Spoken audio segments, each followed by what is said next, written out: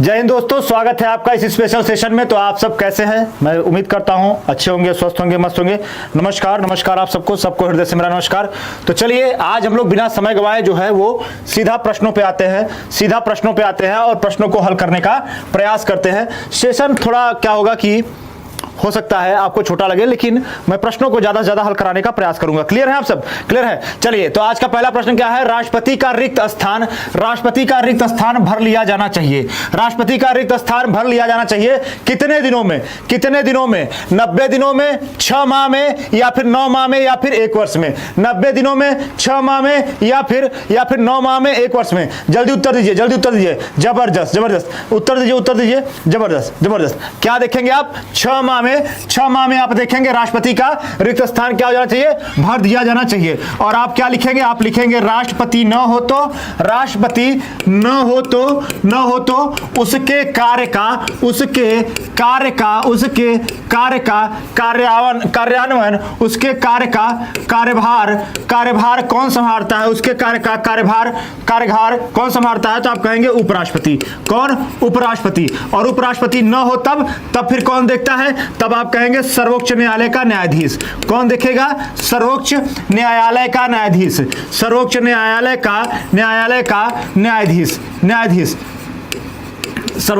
का न्यायाधीश। अगर ये ना हो तो वरिष्ठतम न्यायाधीश। फिर कौन आ जाएगा? फिर आप कहेंगे वरिष्ठतम न्यायाधीश।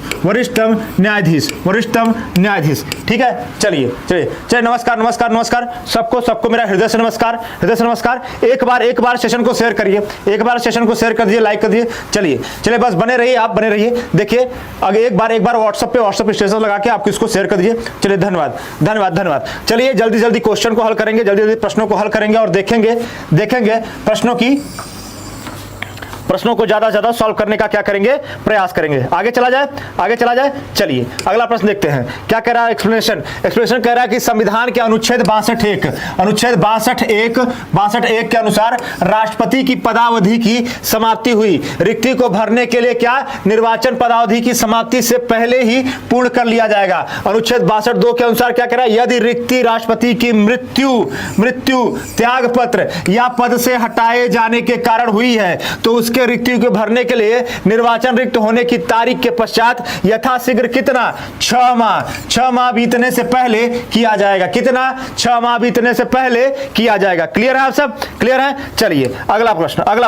अगला प्रश्न क्या कह रहा है? अगला प्रश्न कह रहा है कि भारतीय संविधान ने निम्नलिखित में से किस एक संशोधन द्वारा राष्ट्रपति को कोई भी मामला मंत्रिपरिषद द्वारा पुनर्विचार किए जाने के लिए वापस भेजने का अधिकार दिया गया है। आप देखेंगे जनता दल की सरकार आती है, माननीय मोरारजी देसाई क्या होते हैं? प्रधानमंत्री होते हैं। और 44वें संविधान संशोधन 1978 के तहत, कौन से? 44वें संविधान संशोधन 1978 के तहत क्या किया जाता है? राष्ट्रपति को एक पावर दी जाती है, एक शक्ति दी जाती है, जिसके तहत यह होता है कि वह किसी भी विधेयक को पुनर्विचार याचिका के तहत पुनर्विचार के लिए भेज सकता है। किसी भी विधेयक को पुनर्विचार याचिका के तहत पुनर्विचार के लिए भेज सकता है। क्लियर है आप सब? क्लियर है? 42वां संविधान संशोधन आप देखेंगे तो क्या होगा? आप कहेंगे यह क्या है? यह मिनी कॉन्स्टिट्यूशन कहते हैं। इसको क्या कहते हैं? मिनी संविधान इसको कहते हैं। मिनी संविधान। आप देखेंगे कि मूल कर्तव्य इसी में जोड़ा गया, प्रस्तावना में संशोधन भी आपको इसी में देखने को मिल जाएगा। आप देखेंगे मूल ढांचा का सिद्धांत भी आपको 42वें संविधान संशोधन या फिर आप कह सकते हैं केशवानंद भारती के बनाम केस से संबंधित आपको मिल जाएगा। फिर आप देखेंगे कि 44वें संविधान संशोधन के तहत संपत्ति के अधिकार को भी हटा दिया गया। किसको? संपत्ति के मूल अधिकार को हटाकर उसको विधि का अधिकार बना दिया गया। क्या बना दिया गया? उसको विधि का अधिकार बना दिया गया। एक बार सेशन को शेयर करिए। हृदयपूर्वक निवेदन है कि एक बार सेशन को शेयर करिए। चलिए इसके एक्सप्लेनेशन को देख लेते हैं। एक्सप्लेनेशन क्या कह रहा है? एक्सप्लेनेशन कह रहा है कि 44वें संविधान संशोधन अधिनियम 1978 द्वारा अनुच्छेद 74(1) अनुच्छेद 74 बहुत इंपॉर्टेंट सेशन है, मेरा आप सबसे निवेदन है एक बार सेशन को शेयर कर दीजिए, ठीक है ना। 74(1) में एक परंतुक जोड़ा गया जिसके तहत राष्ट्रपति को कोई भी मामला मंत्रिपरिषद द्वारा पुनर्विचार किए जाने के लिए वापस भेजने का अधिकार दिया गया। पुनर्विचार करने के लिए वापस भेजने का क्या दिया गया? अधिकार दिया गया। क्लियर है। एक बार सेशन को शेयर करिए। चलिए अगली चीजों को देखते हैं। अगला क्या कह रहा है कि लोकसभा और राज्यसभा, कहां? लोकसभा और राज्यसभा की संयुक्त बैठक किसके द्वारा आहूत की जाती है, अर्थात बुलाई जाती है। और यह प्रश्न मैं कई बार करा चुका हूं, और जल्दी एक बार यह प्रश्न मैं कई बार बता चुका हूं आपको कि लोकसभा और राज्यसभा की जो संयुक्त बैठक होती है उसकी अध्यक्षता कौन करता है, उसको बुलाता कौन है, और किस प्रकार का विधेयक पास करने के लिए वह उपयोगी है और किस प्रकार का विधेयक पास करने के लिए उपयोगी नहीं है। जबरदस्त, क्या बात है, बहुत बढ़िया। उत्तर अगर आप देखेंगे लोकसभा और राज्यसभा की संयुक्त बैठक किसके द्वारा आहूत की जाती है, तो आप कहेंगे राष्ट्रपति के द्वारा आहूत की जाती है। किसके द्वारा आहूत की जाती है? राष्ट्रपति के द्वारा आहूत की जाती है। किसके द्वारा आहूत की जाती है? तो आप कहेंगे राष्ट्रपति के द्वारा आहूत की जाती है। चलिए एक बार देखते हैं इसका एक्सप्लेनेशन क्या कह रहा है।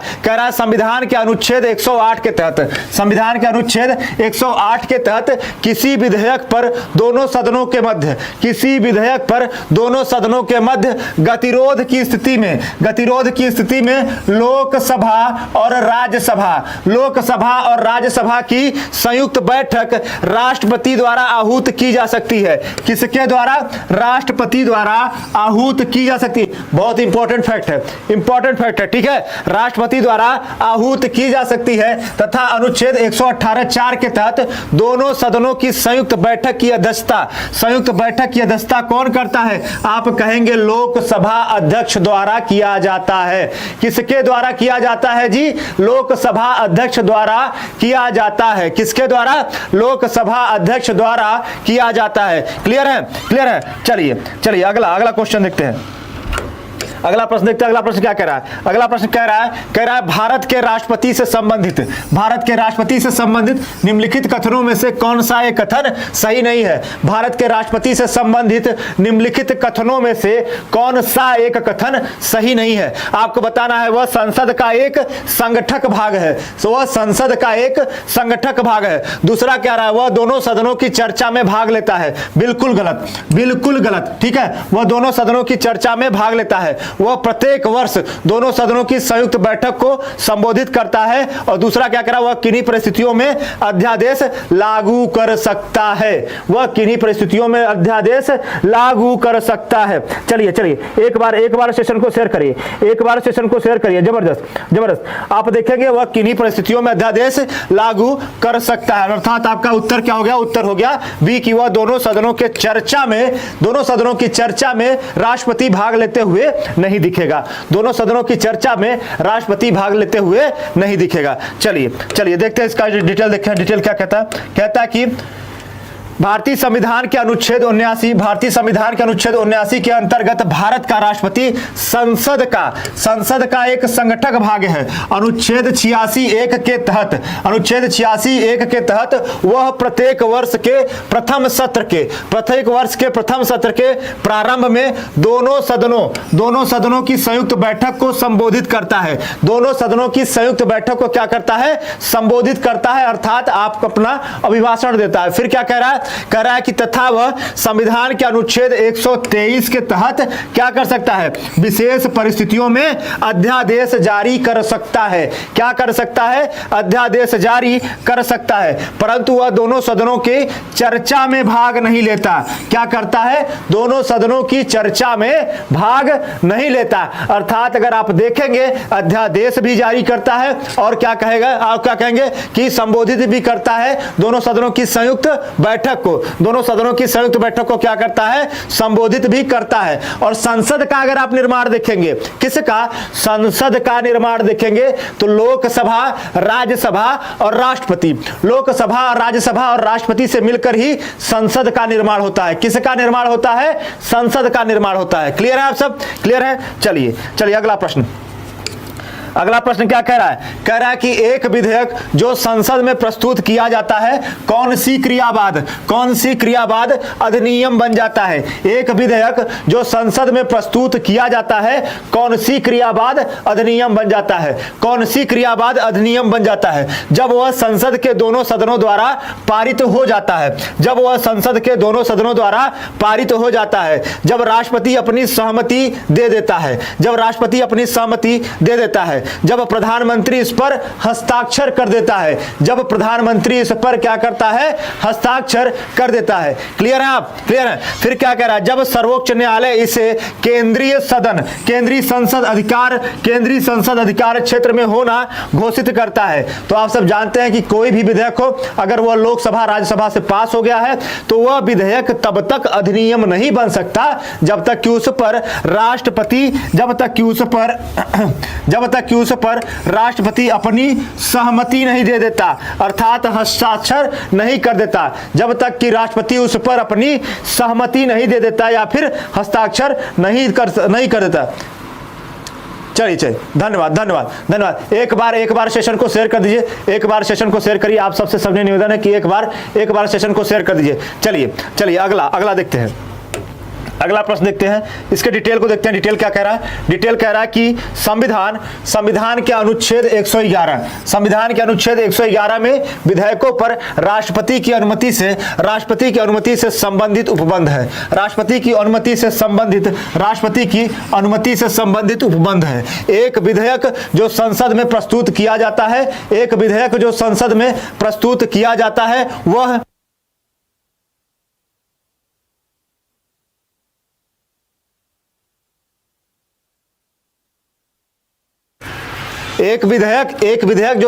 प्रस्तुत किया जाता है वह अधिनियम तभी बन पाता है जब राष्ट्रपति उस पर हस्ताक्षर कर अपनी सहमति दे देता है। जब राष्ट्रपति उस पर हस्ताक्षर कर क्या कर देता है? अपनी सहमति दे देता है। क्लियर है आप सब? क्लियर है? चलिए अगला प्रश्न देखते हैं। अगला प्रश्न क्या है?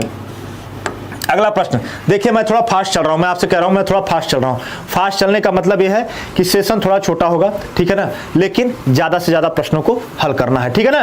क्लियर है? तो एक बार सेशन को लाइक शेयर और कमेंट अवश्य कर दीजिए। एक बार सेशन को लाइक शेयर और कमेंट अवश्य कर दीजिए। चलिए आगे देखते हैं। आगे क्या कह रहा है? कह रहा है भारत के राष्ट्रपति ने जिस एकमात्र मामले में अपने वीटो शक्ति का प्रयोग किया था। जल्दी इसका उत्तर आपको बताना ही है, क्योंकि ये मैं आपको पढ़ा चुका हूं।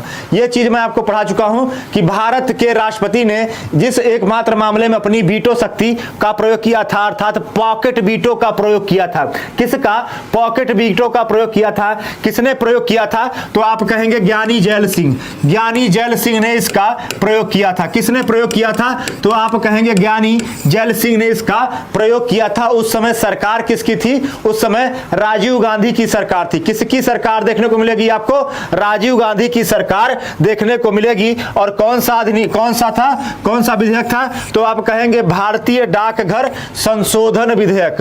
भारतीय डाकघर संशोधन विधेयक के संबंध में ज्ञानी जैल सिंह जी ने क्या किया था? इन्होंने पॉकेट वीटो का प्रयोग किया था। किसका प्रयोग किया था? पॉकेट वीटो का प्रयोग किया था। चलिए इसका डिटेल देख लेते हैं। डिटेल क्या कह रहा है? डिटेल कह रहा है कि पेप्सू विनिमय विधेयक के मामले में 1954 में राष्ट्रपति डॉक्टर राजेंद्र प्रसाद ने अत्यंतिक वीटो की सहमति रोक लेना का प्रयोग किया था, जबकि 1986 में 1904 राष्ट्रपति ज्ञानी जैल सिंह ने भारतीय डाकघर विधेयक पर पॉकेट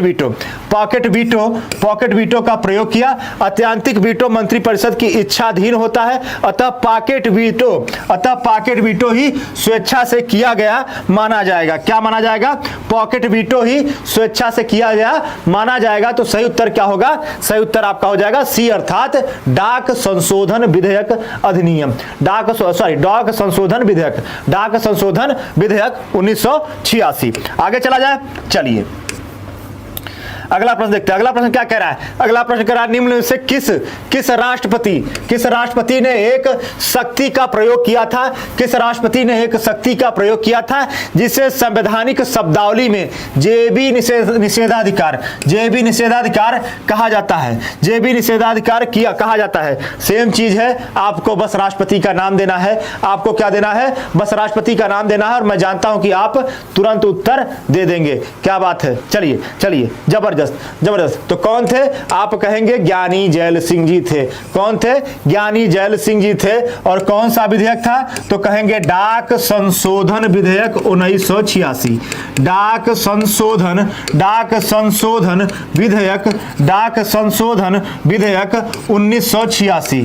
क्या था? डाक संशोधन विधेयक 1986। और उस समय आप देखेंगे किसकी सरकार थी? तो कहेंगे माननीय राजीव गांधी जी की सरकार थी। क्लियर है? आप देखेंगे भारत के प्रधानमंत्री कौन थे? तो राजीव गांधी जी थे। ठीक है, क्लियर है? चलिए आगे देखते हैं। अगला क्या है? कह रहा है कि वर्ष 1986 में भारत के राष्ट्रपति ज्ञानी जैल सिंह ने भारतीय डाकघर संशोधन विधेयक के संबंध में जेबी निषेधाधिकार का प्रयोग किया था। उल्लेखनीय है कि जब राष्ट्रपति दोनों सदनों द्वारा पारित बिल को अपने पास असीमित समय सीमा के लिए लंबित, अर्थात उसको रख लेता है, न तो उस पर सहमति देता है न उसको वापस करता है, न उस पर सहमति देता है और न ही उसको वापस कर देता है। ठीक है ना? अर्थात वह इस पर सहमति देने पर या सहमति रोकने पर न तो घोषणा करता है और न ही इसे पुनर्विचार के लिए वापस करता है। ठीक है, लौटाता है। इसे संवैधानिक शब्दावली में क्या कहते हैं? जेबी निषेधाधिकार या फिर पॉकेट वीटो। क्या कहा जाता है? Pocket veto. क्लियर है आप सब? जबरदस्त। एक बार सेशन को शेयर करिए, कर दीजिए। ठीक है, चलिए आगे चीजों देखते हैं। आगे क्या कह रहा है? आगे कह रहा है कि भारतीय संविधान के किस अनुच्छेद के अंतर्गत राष्ट्रपति संसद के दोनों सदनों द्वारा पारित किसी बिल पर अपनी स्वीकृति रोक सकता है? अभी मैंने आपको बताया है कौन कौन से अनुच्छेद है। अनुच्छेद 63, अनुच्छेद 108, अनुच्छेद 109, अनुच्छेद 111। अनुच्छेद 63, अनुच्छेद 108, अनुच्छेद 63, अनुच्छेद 108, अनुच्छेद 109, अनुच्छेद 111। जल्दी जबरदस्त, बहुत बढ़िया, जल्दी बताइए। अनुच्छेद 63, क्या बात है, उत्तर देना चालू कर दिया आप। चलिए देखिए क्या है अनुच्छेद 111। अभी मैंने आपको बताया अनुच्छेद 111 के तहत आप इस चीज को देखेंगे, अनुच्छेद 111 के तहत देखेंगे। चलिए इसकी डिटेल को देखते हैं। डिटेल क्या कह रहा है? डिटेल कह रहा है भारतीय संशोधन के अनुच्छेद 111 के अंतर्गत प्रावधान किया गया है कि राष्ट्रपति संसद के दोनों सदनों द्वारा पारित विधेयक पर स्वीकृति प्रदान करेगा। क्या करेगा? स्वीकृति प्रदान करेगा या अपनी स्वीकृति रोक लेगा अथवा विधेयक को पुनर्विचार हेतु सदनों में लौटा सकेगा। अर्थात तो स्वीकृत कर सकता है, अस्वीकृत कर सकता है और पुनर्विचार हेतु सदन में क्या कर सकता है? लौटा सकता है। पुनर्विचार हेतु क्या कर सकता है? सदन में लौटा सकता है। क्लियर है आप सब? क्लियर है? चलिए अगला प्रश्न देखते हैं। क्या कह रहा है? कह रहा है कि जब केंद्रीय मंत्रिमंडल ने 2002 में चुनावी सुधारों पर अध्यादेश में बिना किसी बदलाव के उसे राष्ट्रपति को वापस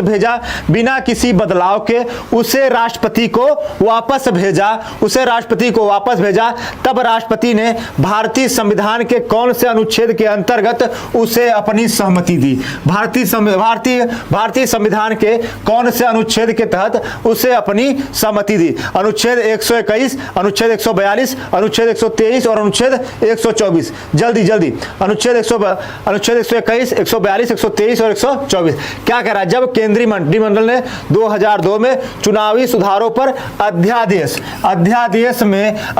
में बिना किसी बदलाव के उसे राष्ट्रपति को वापस भेजा, तब राष्ट्रपति ने भारतीय संविधान के कौन से अनुच्छेद के अंतर्गत उसे अपनी सहमति दी? तो आप कहेंगे अनुच्छेद 123। अनुच्छेद 123 क्या करता है? यह राष्ट्रपति को अध्यादेश जारी करने की शक्ति देता है। क्या करता है? राष्ट्रपति को अध्यादेश जारी करने की शक्ति देता है। क्या करता है? अध्यादेश जारी करने की शक्ति देता है। जारी करने की क्या करता है? जारी करने की शक्ति देता है। क्लियर है आप सब?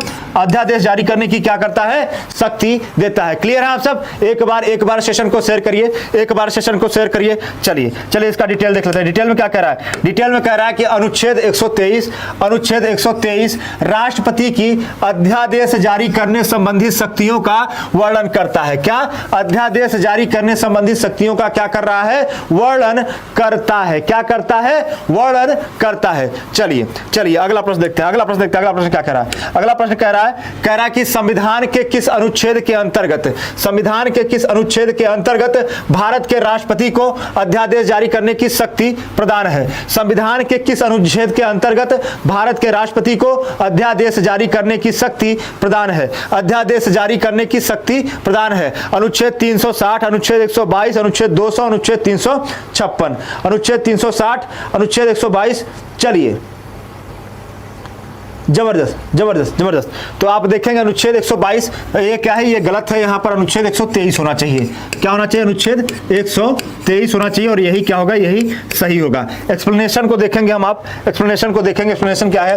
एक्सप्लेनेशन क्या कहेगा? एक्सप्लेनेशन कह रहा है कि भारतीय संविधान के अनुच्छेद 123, क्या? अनुच्छेद 123 के अंतर्गत भारत के राष्ट्रपति को अध्यादेश जारी करने की क्या है? शक्ति प्रदान है। इसे संसद के दोनों सदनों, इसे संसद के दोनों सदनों या किसी एक सदन के सत्र में न होने के दौरान जारी किया जा सकता है। क्या किया जा सकता है? जारी किया जा सकता है। इसका प्रभाव संसद द्वारा निर्मित कानून, किसके द्वारा? संसद द्वारा निर्मित कानून के समान होता है। राष्ट्रपति किसी भी समय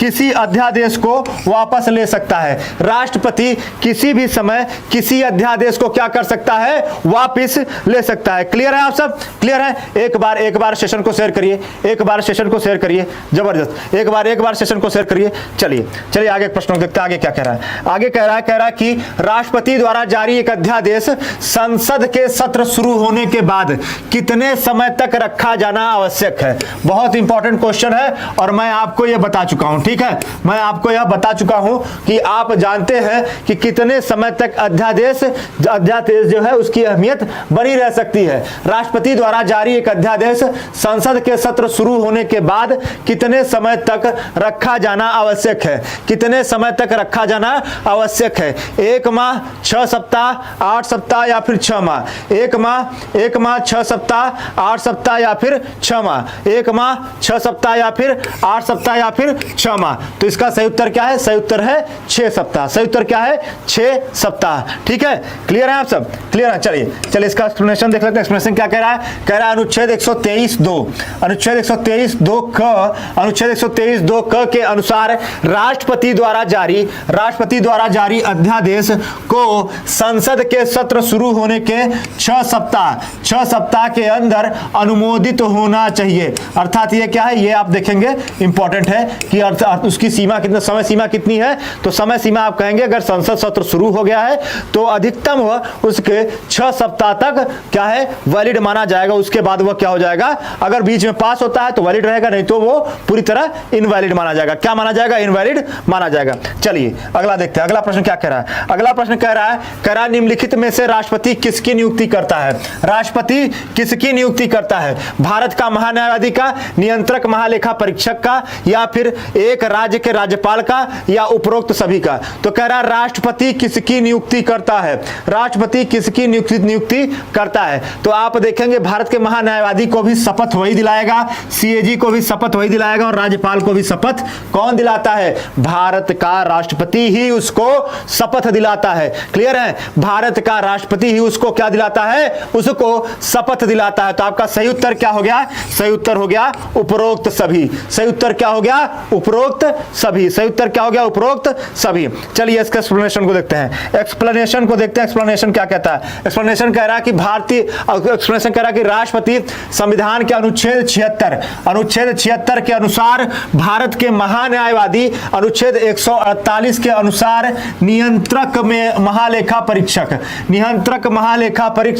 ठीक है, महान्यायवादी, नियंत्रक महालेखा परीक्षक, और 155 के अनुसार राज्यों के राज्यपाल की नियुक्ति करता है। राज्यों के राज्यपाल की नियुक्ति करता है। अर्थात वह महान्यायवादी और नियंत्रक महालेखा परीक्षक सीएजी और राज्यपाल इन तीनों की क्या करता है, नियुक्ति करता है, अर्थात सभी की नियुक्ति करता है, उपरोक्त सभी की नियुक्ति करता है। उत्तर आपका हो जाएगा डी। चलिए इस प्रश्न को देखते हैं। प्रश्न क्या कह रहा है? कह रहा है निम्न में से भारत का राष्ट्रपति किसकी नियुक्ति नहीं करता है? भारत का राष्ट्रपति किसकी नियुक्ति नहीं करता है? उपराष्ट्रपति की, प्रधानमंत्री की, राज्यपाल की या फिर मुख्य निर्वाचन आयुक्त की? उपराष्ट्रपति की, प्रधानमंत्री की, राज्यपाल की, उपराष्ट्रपति की, प्रधानमंत्री की, राज्यपाल की या फिर मुख्य निर्वाचन आयुक्त की? तो उपराष्ट्रपति को अगर आप देखेंगे तो उपराष्ट्रपति का क्या होता है? उसका निर्वाचन होता है और निर्वाचन के आधार पर वो चुना जाता है। ठीक है, उपराष्ट्रपति के लिए आप देखेंगे निर्वाचन होता है, सदन के कह सकते हैं कि निर्वाचित और मनोनीत सभी सदस्य उसमें क्या करते हैं, भाग लेते हैं। सदन में आपको लोकसभा और राज्यसभा दोनों आ जाएगा। तो आप कहेंगे निम्न में से भारत का राष्ट्रपति किसकी नियुक्ति नहीं करता है? तो आप कहेंगे उपराष्ट्रपति की नियुक्ति नहीं करता है, क्योंकि यह क्या होता है, यह निर्वाचित होता है। यह क्या होता है, यह निर्वाचित होता है। ठीक है, यह निर्वाचित होता है। ठीक है, यह क्या होता है, यह निर्वाचित होता है। इसको राष्ट्रपति नहीं हटा सकता, इसको राष्ट्रपति नहीं हटा सकता। इसको कौन हटाएगा? इसको राज्यसभा में आप देखेंगे कि राज्यसभा में जब राज्यसभा अपने 2/3 बहुमत के आधार पर इसको हटाएगा। ठीक है ना। चलिए तो प्रधानमंत्री को हटा सकता है, राज्यपाल को भी हटा सकता है और मुख्य निर्वाचन आयुक्त को भी हटा सकता है। तो आपका सही उत्तर क्या हो गया? सही उत्तर हो गया ए। सही उत्तर क्या हो गया? सही उत्तर हो गया ए। चलिए एक बार डिटेल में देख लेते हैं क्या कह रहा है। कह रहा है राष्ट्रपति उपराष्ट्रपति की नियुक्ति, राष्ट्रपति उपराष्ट्रपति की नियुक्ति नहीं करता है, उपराष्ट्रपति की नियुक्ति नहीं करता है। अनुच्छेद 66 के अनुसार, अनुच्छेद 66 के अनुसार उपराष्ट्रपति का निर्वाचन संसद के दोनों सदनों के सदस्यों से मिलकर बनने वाले निर्वाचक गण के सदस्यों द्वारा किया जाता है। बनने वाले निर्वाचक गण के सदस्यों द्वारा किया जाता है। क्लियर है आप सब? क्लियर है? चलिए बस 10 मिनट और बचा है। चलिए देखते हैं 10-15 मिनट बस और, बहुत। चलिए ठीक है, आगे देखते हैं क्या कह रहा है। संविधान असाधारण परिस्थितियों में राष्ट्रपति को राज्यपाल के कृत्यों के निर्वहन हेतु उपबंध करता है। निर्वहन हेतु क्या करता है? उपबंध कर सकता है। संविधान असाधारण परिस्थितियों में राष्ट्रपति को राज्यपाल के कृत्यों के निर्वहन हेतु उपबंध कर सकता है। राष्ट्रपति को राज्यपाल के कृत्यों हेतु उपबंध कर सकता है। क्लियर है? क्लियर है? तो किस अनुच्छेद के तहत? 160 के तहत, 162 के तहत, 165 के तहत या फिर 310 के तहत? जल्दी किस अनुच्छेद के तहत करेगा? 160 के तहत, 162 के तहत, 165 के तहत या फिर 310 के तहत? तो आप देखेंगे क्या कह रहा है। संविधान असाधारण परिस्थितियों में राष्ट्रपति को राज्यपाल के कृत्यों के निर्वहन का उपबंध कर सकता है। अर्थात जब आपातकाल लगा हो या कोई विकट स्थिति या फिर राष्ट्रपति शासन की स्थिति हो तो उस समय राज्यपाल राज्य का सारा संचालन करेगा राष्ट्रपति के आदेशानुसार। ठीक है, राज्यपाल क्या करता है? सारा संचालन करता है। किसके अनुसार? तो आप कहेंगे राष्ट्रपति के आदेशानुसार। क्लियर है आप सब? क्लियर है? जबरदस्त। एक बार सेशन को शेयर करिए, एक बार सेशन को शेयर कर दीजिए, एक बार सेशन को शेयर कर दीजिए। चलिए देखते हैं क्या कह रहा है। कह रहा है संविधान के अनुच्छेद 160 के तहत राष्ट्रपति आकस्मिक या असाधारण परिस्थितियों में राज्यपाल के कृत्यों के निर्वहन हेतु उपबंध कर सकता है। राज्यपाल के कृत्यों के निर्वहन हेतु क्या करेगा? उपबंध कर सकता है। राज्यपाल के कृत्यों के निर्वहन हेतु उपबंध कर सकता है। क्लियर है आप सब? क्लियर है? चलिए आगे देखते हैं। अगला प्रश्न क्या कह रहा है? अगला प्रश्न कह रहा है कि भारतीय संविधान भारत के राष्ट्रपति को अधिकार नहीं देता है। तो भारत के राष्ट्रपति को किस प्रकार का अधिकार नहीं प्राप्त है? भारत के राष्ट्रपति को किस प्रकार का अधिकार नहीं प्राप्त है? क्या क्या चीजें कह रहा है? भारत प्रधानमंत्री की नियुक्ति का बिल्कुल इसका अधिकार प्राप्त है। राज्यों के मुख्यमंत्री की नियुक्ति का, रक्षा बलों का सर्वोच्च कमांडर कौन देखने को मिलेगा? तो राष्ट्रपति देखने को मिलेगा। फिर देश के किसी भाग में आपातकालीन स्थिति लागू करना, यह भी किसके अनुसार होगा? तो यह भी राष्ट्रपति जो है राष्ट्रपति लागू करता है। कौन करेगा? राष्ट्रपति लागू करेगा। तो आप देखेंगे कि राज्यों के मुख्यमंत्री की नियुक्ति कौन करता है? यह राष्ट्रपति न करके कौन करता है? आप कहेंगे राज्यपाल करता है। कौन करता है? राज्यपाल करता है। राज्यपाल इसकी नियुक्ति करता है। क्लियर है आप सब? क्लियर है? चलिए जबरदस्त। एक बार सेशन को शेयर करिए, एक बार इसका एक्सप्लेनेशन देखते हैं। एक्सप्लेनेशन क्या कह रहा है? कह रहा है अनुच्छेद 161 ए, अनुच्छेद 164 एक के अनुसार राज्यों के मुख्यमंत्री की नियुक्ति का अधिकार किसको है? राज्यों के राज्यपाल को है। किसको है? राज्यों के राज्यपाल को है। राज्यों के मुख्यमंत्री की नियुक्ति का अधिकार किसको है? राज्यों के मुख्यमंत्री की नियुक्ति का अधिकार किसको है? तो राज्य को राज्यपाल को है। क्लियर है? क्लियर है? चलिए अगला सेशन, अगला देखते हैं। अगला प्रश्न क्या कह रहा है? कह रहा है भारतीय संविधान का कौन सा अनुच्छेद राष्ट्रपति को उच्चतम न्यायालय से परामर्श करने की शक्ति प्रदान करता है? राष्ट्रपति को उच्चतम न्यायालय से परामर्श करने की शक्ति प्रदान करता है। तो राष्ट्रपति उच्चतम न्यायालय से 2-3 परिस्थितियों में जो है वो सलाह लेता है। पहली परिस्थितियां अगर यह कह दे कि आप देखेंगे संविधान लागू होने के पूर्व की परिस्थिति, संविधान लागू होने के पूर्व की परिस्थिति होगी तब कर सकता है, या फिर कोई बहुत बड़ा विधिक मसला हो तो उसके संबंध में भी वह परामर्श मांग सकता है। किससे? उच्चतम न्यायालय से। लेकिन याद रखिए कि उच्चतम न्यायालय के इस परामर्श को मानने के लिए राष्ट्रपति बाध्यकारी नहीं होता। ठीक है, तो अगर विधिक कोई प्रकार का परामर्श मांग रहा है तो उस परामर्श को मानने के लिए राष्ट्रपति क्या होगा?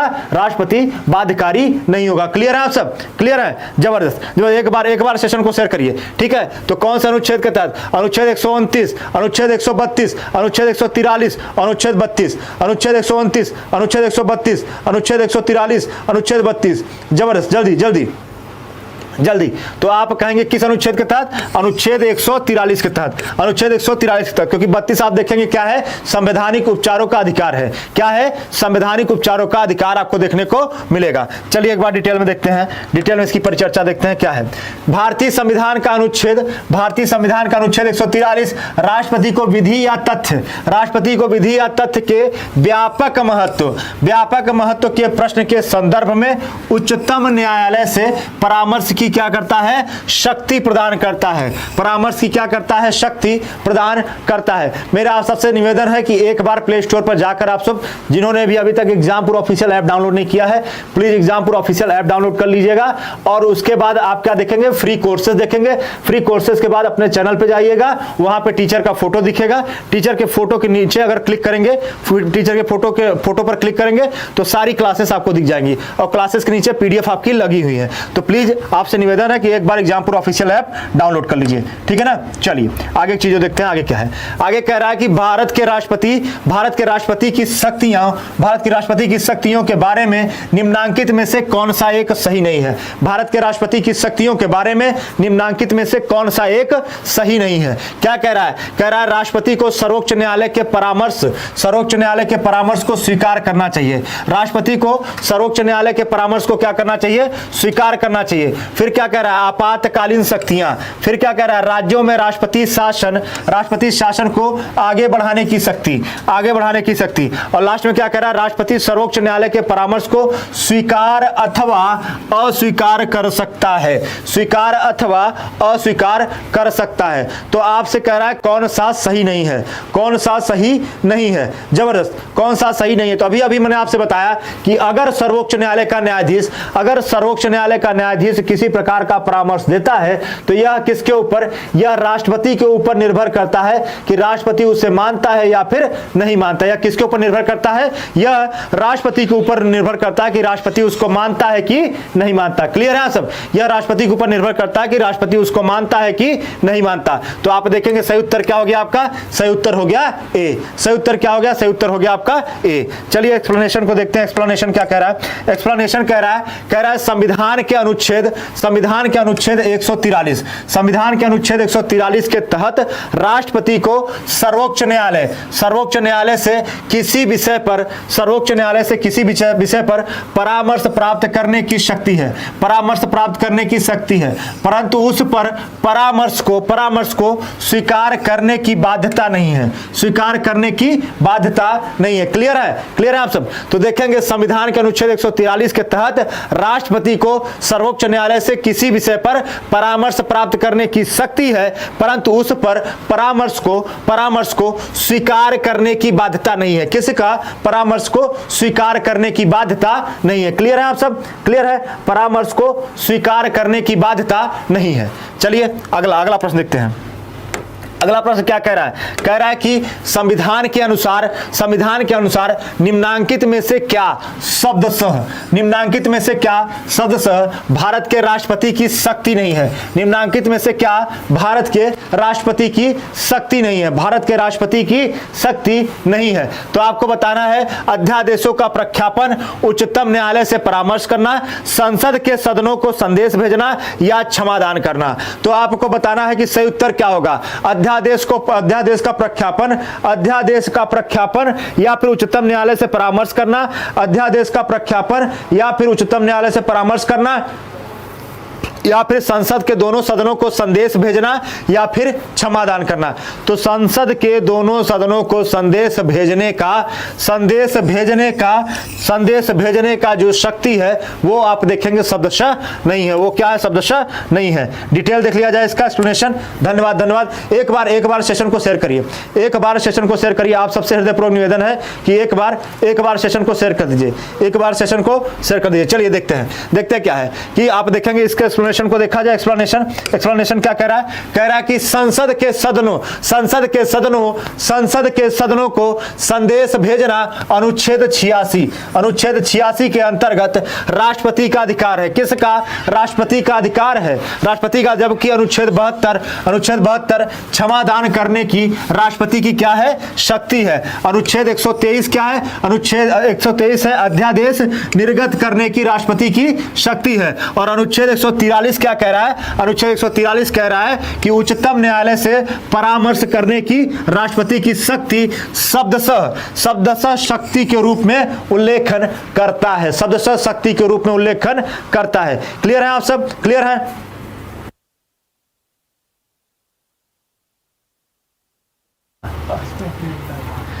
ठीक है, उल्लेखन करते हैं। चलिए अगला प्रश्न क्या कह रहा है? अगला प्रश्न कह रहा है कि भारत के राष्ट्रपति को यह अधिकार नहीं प्राप्त है कि वह क्षमादान करे, सर्वोच्च न्यायालय के न्यायाधीश को हटाए, या फिर आपातकाल की घोषणा करे या फिर अध्यादेश जारी करे। जल्दी उत्तर दीजिए। भारत के राष्ट्रपति को यह अधिकार नहीं प्राप्त है कि वह क्षमादान करे, सर्वोच्च न्यायालय के न्यायाधीश को हटाए, क्षमादान करे, सर्वोच्च न्यायालय के न्यायाधीश को हटाए, आपातकाल की घोषणा करे या फिर अध्यादेश जारी करे। जल्दी उत्तर दीजिए। चलिए जल्दी अध्यादेश जारी करें। बहुत बढ़िया। चलिए, तो क्या है? सर्वोच्च न्यायालय के न्यायाधीश को राष्ट्रपति नहीं हटाएगा, बल्कि आप देखेंगे कि महाभियोग की एक प्रक्रिया के तहत, किस प्रक्रिया के तहत? महाभियोग की एक प्रक्रिया के तहत वह क्या किया जाएगा? वह हटाया जाएगा। महाभियोग की एक प्रक्रिया के तहत वह क्या होगा? वह हटाया जाएगा। क्लियर है? आप सब क्लियर है? चलिए एक्सप्लेनेशन देखते हैं इसका एक्सप्लेनेशन देखते हैं क्या कह रहा है। कह रहा है कि अनुच्छेद 124 के खंड 4 के अनुसार सर्वोच्च न्यायालय के किसी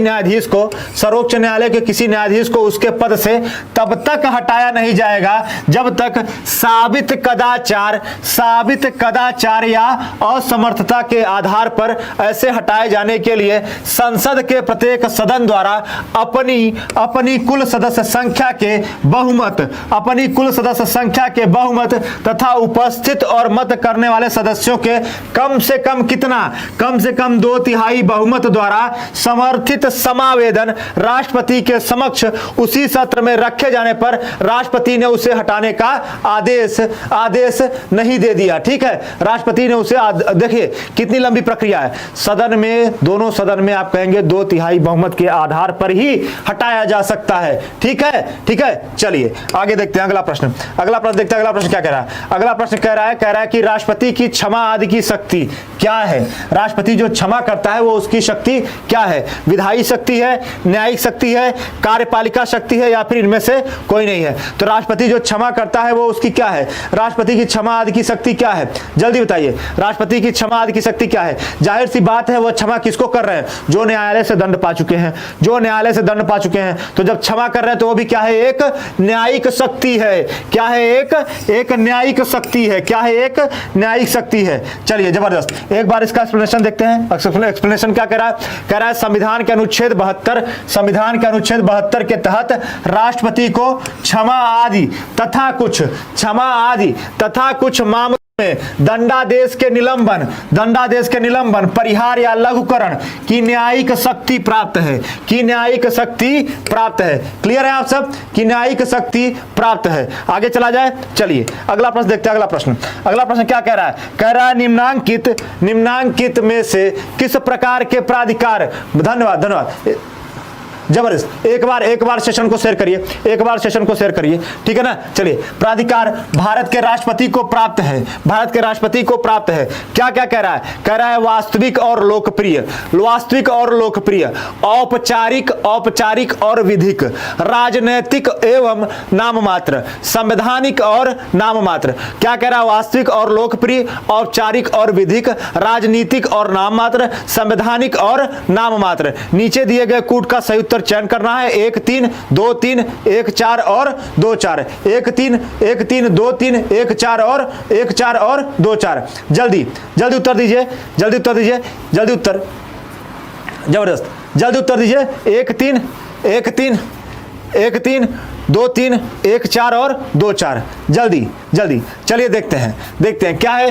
वास्तविक और लोकप्रिय प्राधिकार की बात कर रहा है, तो ये तो नहीं होगा, क्योंकि वास्तविकता आप देखेंगे क्या कह रहा है? औपचारिक और विधिक, राजनैतिक कुछ चीज आपको देखने को नहीं मिलेगा। क्या कह रहा है? संवैधानिक और नाममात्र। तो ये दोनों आपको मुख्य तौर पर देखने को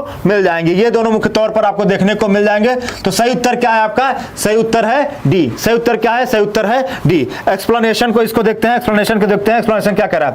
कह रहा है कि भारत के राष्ट्रपति को संविधान के तहत प्राप्त प्राधिकार औपचारिक एवं विधिक, माफ करिए, औपचारिक एवं विधिक तथा संवैधानिक एवं नाममात्र। औपचारिक एवं विधिक तथा संवैधानिक एवं नाममात्र प्राप्त है। यही प्राधिकार उसको प्राप्त है। चलिए ठीक है। तो आप सबसे निवेदन है कि आप लोग एग्जामपुर प्ले स्टोर पर जाकर एग्जामपुर ऑफिशियल ऐप जरूर डाउनलोड कर लीजिए। आपको क्लास के पीडीएफ के लिए आपको वो डाउनलोड करना पड़ेगा। आप उसको डाउनलोड करिए, रजिस्टर करने के बाद आपको क्या करना है? आप फ्री कोर्सेस में जाएंगे। आपको चैनल का नाम दिखेगा, चैनल के नाम पे जाएंगे, आप उस पर क्लिक करेंगे, फिर आपको क्या दिखेगा? आपको टीचर का फोटो दिखेगा। टीचर के फोटो पे क्लिक करेंगे तो नीचे लाइव क्लासेस जो भी क्लासेस होंगी उनके नीचे आपको उसका पीडीएफ मिल जाएगा। तो आप सबसे सविनय निवेदन है कि आप सब जरूर प्ले स्टोर पर जाकर एग्जामपुर ऑफिशियल ऐप डाउनलोड करिए। चलिए, उम्मीद करता हूं मेरी क्लास आपको अच्छी लगी होगी, बेहतर लगी होगी। एक बार आप ऑफलाइन कमेंट जाकर अवश्य बताइएगा कि आज की क्लास आपको कैसी लगी। ठीक है, चलिए धन्यवाद, नमस्कार, जय हिंद, जय एग्जामपुर, कर विजय एग्जामपुर।